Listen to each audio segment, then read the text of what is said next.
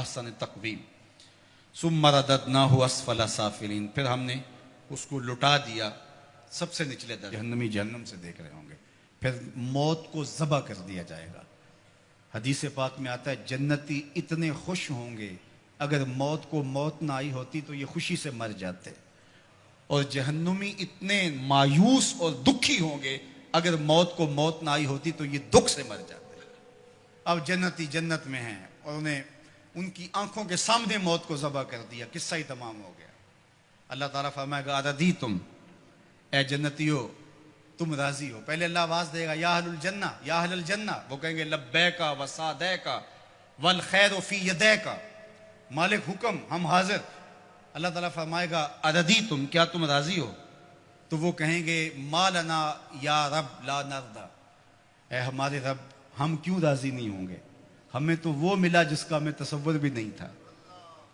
حضور نے فرمایا کہ میں، بخاری کی روایت ہے، میں اس آخری شخص کو جانتا ہوں، اس آخری شخص کو جانتا ہوں جو جہنم کے رگڑے سہ کے آخر میں جہنم سے نکلے گا اور سب سے آخر میں جنت میں جائے گا۔ فرمایا، اور ایک روایت مسند فردوس دہلوی میں اس کا نام بھی بتایا، تو کہا کہ میں اس آخری شخص کو جانتا ہوں، بخاری کی روایت ہے۔ تو وہ جنت میں جانے کے لیے جہنم سے کوئلے کی طرح سیاہ ہوا ہوگا، جب نکلے گا تو اللہ تعالیٰ اسے کہے گا بتا کیا چاہیے، تو وہ کہے گا کہ مالک مجھے یہ دے دے، یہ دے دے، یہ دے دے۔ اللہ کہے گا لکا ما تمنیتا، جو تیری آرزو جا تجھے دے دیا، اب جنت میں چلا جا۔ تو وہ خیال کرے گا جنت میں تو کوئی 1 انچ بھی نہیں بچی ہوگی، اتنے لوگ جنت میں چلے گئے ہیں۔ تو وہ کہے گا مالک میرے لیے وہاں کتنی جگہ ہے؟ تو آواز آئے گی تیرے لیے جنت میں اس دنیا سے 10 گنا جگہ ہے۔ کتنی؟ یہاں تو 1 کنال کا گھر، 2 کنال کا بنگلہ، 6 کنال کی کوٹھی بنانے کے لیے آدھی زندگی لگ جاتی ہے، اور یہ سب سے پھاڑا سمجھتے ہیں نا، جو سب سے آخر میں جنت میں جائے گا، یہ اس کی جاگیروں کا میں آپ کو بخاری کی حدیث کے حوالے سے بتا رہا ہوں۔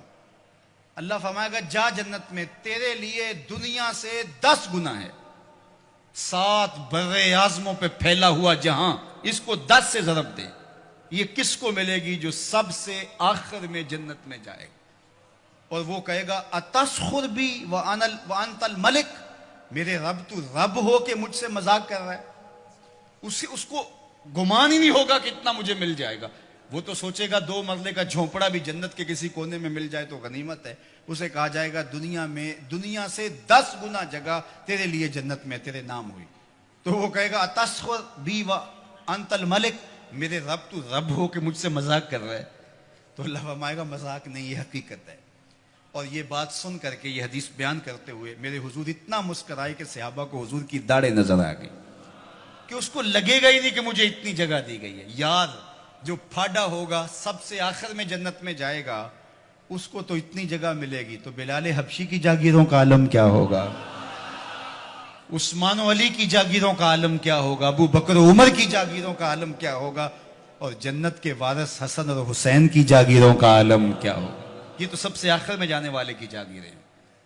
اب یہ جنت میں اتنا کچھ ملے گا، تو وہ کہیں گے ما لنا یا رب، ہم مالک ہمیں کیا ہوا کہ لا نرضی، ہم راضی نہ ہوں، ہمیں تو وہ دیا گیا ہے کہ جو کسی کو نہیں دیا گیا۔ تو اللہ فرمائے گا میں تمہیں اس سے بھی بہتر کچھ دیتا ہوں، میں اور تمہیں تمہاری جھولی میں کچھ ڈالنے والا ہوں۔ تو یہ کہیں گے مالک کو کسر تو نہیں رہے گی، ہم اگر یاد بھی کریں تو کوئی شے نہیں یاد آتی جو ہمیں ملی نہ ہو، جو آرزو تھی وہ ساری کی ساری پوری ہو گئی۔ اللہ فرمائے گا میں تمہیں ایک اور شے دینے لگا ہوں، تو وہ جھولیاں پھیلا لیں گے، اور اللہ فرمائے گا میں تم سے راضی ہو گیا ہوں، اب کبھی بھی ناراض نہیں ہوں گا۔ میں تم سے راضی ہو گیا ہوں، اب کبھی بھی ناراض نہیں ہوگا۔ جنت سے یا تو موت اس نعمت کو ختم کرے گی، یا پھر اللہ ناراض ہو جائے تو اللہ کسی کو نکال دے، تو اللہ ضمانت دے گا میں اب تم پہ ایسا راضی ہوں، اب کبھی بھی تم سے ناراض نہیں ہوں گا۔ ایسا اجر اللہ عطا کرے گا، فَلَهُمْ أَجْرٌ غَيْرُ مَمْنُونَ۔ اللہ اکبر۔ فَمَا يُكَذِّبُكَ بَعْدُ بِالدِّينِ۔ اللہ تعالیٰ ارشاد فرماتا ہے کہ محبوب، جزا اور سزا کا جو دن ہے اس کے معاملے میں آپ کی بلا کو کیسے تکذیب کر سکتا ہے؟ کون ہے جو آپ کی تکذیب کرے؟ ایک دن ایسا آنے والا ہے جب سارے عملوں کی سزا اور جزا ہوگی۔ الیس اللہ بأحکم الحاکمین۔ کیا اللہ تعالیٰ جل شانہ حاکموں کا حاکم نہیں ہے؟ دنیا کا چھوٹا سا نظم بھی کہیں ہو تو وہاں بھی جزا و سزا کا تصور ہوتا ہے، اور جو ہے وہ ایسا نہیں ہوتا کہ وہ جزا و سزا کے بغیر ہو. لیکن اس پوری کائنات کا نظم کیا جزا و سزا کے بغیر ہوگا؟ کیا وہ احکم الحاکمین نہیں ہے؟ کیا لوگ اس کی گرفت سے باہر ہیں؟ آج ساری زندگی جو ظلم کرتا رہا، زیادتیاں کرتا رہا، اور اس نے اللہ کے حکموں کو توڑا، اس کی مخلوق کو ستایا، دکھ دیے، لوگوں کا خون چوسا، اور لوگوں سے ظلم کیا، لوگوں سے زیادتیاں کی، لیکن وہ کچہریاں بھی خرید لیتا تھا، وہ تھانے بھی خرید لیتا تھا، عدالتیں بھی اس کی تھیں، اس کو کوئی پوچھ بھی نہ سکا، اور وہ چلا گیا. اور ایک شخص نے تقوی کے ساتھ زندگی گزار دی. کل قیامت کے دن دونوں ایک جگہ پہ ہوں تو یہ اللہ ناانصافی نہیں ہونے دے گا. ایسا نہیں ہوگا. اللہ احکم الحاکمین ہے. اللہ قیامت کے دن جو عدالت لگائے گا اس میں ایک ایک چیز کا فیصلہ ہوگا اور ایک ایک سوال ہوگا. ثم لتسألن یومئذ عن النعیم. تو آئیے آج کس مختصر زندگی کو اللہ کے نام لگا دے. آج موقع ہے، کل نہیں ہوگا. اج سا بھی نے کھلے راہ بھی نے، انج ٹوک نوکھڑے ٹوکدے نہیں. ٹر پویں تے پینڈے مک جاندے، کار بیٹھے ہیں فاصلے مکنے نہیں. آج موقع ہے، آج اس کی رحمت آوازیں دے رہی ہیں. اور مہینہ ہے رمضان المبارک کا، اور جمعۃ المبارک کی گھڑیاں ہیں. ابھی سچے دل سے اس کی طرف رجوع کر لیں. یہ لمحے دوبارہ نصیب نہ جانے ہوں کہ نہ ہوں. تو قبل اس سے کہ وہ وقت آئے کوئی حجت باقی نہ رہے پھر ہاتھ ملتے رہ جائیں. آج موقع ہے. آج توبہ کا دروازہ بند نہیں ہوا، رحمتوں کے دروازے کھلے ہوئے ہیں. اس کی رحمتیں آوازیں دے رہی ہیں، میرے بندے آ جاؤ. میں یہ نہیں دیکھوں گا کہ تم آئے کب ہو اور کتنے پاپ لیے آئے ہو. میں یہ دیکھوں گا آئے تو میری چوکھٹ پہ ہو. تمہارے نہ صرف گناہ معاف کروں گا بلکہ گناہوں کو بدل کے نیکیوں میں تبدیل کر دوں گا. تم آؤ تو صحیح میری چوکھٹ پہ. ایک فقیر تھا، وہ بازار میں کھڑا رو رہا تھا تو کسی نے رک کے کہا بابا کیا ماجرا ہے، کیوں رو رہے ہو؟ کسی نے مارا ہے؟ کہا نہیں کوئی ایسا ماجرا نہیں. تو پھر کیوں رو رہے ہو؟ کہا لوگوں کے رویے نے مجھے رلا دیا. کیا مطلب؟ کہا بازار سے گزر رہا تھا، دنیا میں کھوئے ہوئے لوگوں کو دیکھا، دل میں ترس جاگا، تو میرا خیال آیا ان بندوں کی رب کی صلح نہ کروا دوں.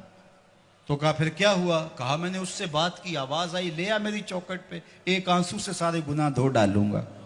میں بڑا خوش ہوا، میں نے ان سے بات کی، یہ الٹا میرا مذاق اڑانے لگے. جا بابا کام کر، تجھے کیا پتا دنیا داری کیا ہوتی ہے. تو وہ تو معاف کرنے پہ آمادہ تھا، یہی اس کی دہلیز پہ نہیں جا رہے. تو مجھے اس پہ افسوس ہوا. تو وہ تو معاف کر رہا تھا لیکن یہ نہیں مانے. خیر اگلے دن وہی فقیر قبرستان میں کھڑا رو رہا تھا اور وہی شخص دوبارہ گزرا تو پھر رو گیا. کہا بابا بازاروں میں بھی روتا ہے، قبرستانوں میں بھی روتا ہے، آج کیا ماجرا ہے؟ کہا کہانی کل والی ہے. کہا کیا مطلب؟ کہا کل ان کو دنیا میں کھوئے ہوئے دیکھا، میرے دل میں خیال آیا ان بندوں کی اور رب کی صلح کروا دوں. وہ تو مان گیا، وہ بندے ہی نہیں مانے، مایوس ہو گیا تو آج ادھر آ گیا. اور آج خیال یہ ہوا ان قبرستان والوں اور رب کی صلح کروا دوں. تو بڑے تجسس سے پوچھا آج کیا بنا؟ کہا آج یہ مان گئے وہ نہیں مانتا، آج یہ مانتے ہیں وہ نہیں مانتا. تو صاحب آج وہ مان رہا ہے، کہیں ایسا نہ ہو کہ پھر ہم مان جائیں اور وہ نہ مانیں. آج لے ان کی پناہ، آج مدد مانگ ان سے، کل قیامت کو نہ مانیں گے اگر مان گیا. ماہ سیام کی برکتیں لوٹ لو. یہ وہ میں نے دیکھا شیرا والا باغ کے قریب وہ ریڑیاں لگاتے ہوئے، جب پھل آخری دنوں میں ہوتا ہے تو وہ سستا کر دیتے ہیں. تو وہ کہتے ہیں یہ جاتے ہوئے موسم کی بہار لوٹ لو. تو جو چیز جو ہے وہ 50 اور 100 روپے کلو ہوتی ہے وہ 20 روپے کلو بیچ رہے ہیں. آخری عشرے میں اللہ لوٹ سے لگا دیتا ہے. لوٹ لو میری رحمتوں کو، بس آؤ اور لو اور چلے جاؤ. تو آؤ سچے دل سے اس کے حضور آؤ اور رحمتیں اس کی وصول کرو اور زندگی کو نور اور نکھت اور اجالوں سے بھر لو.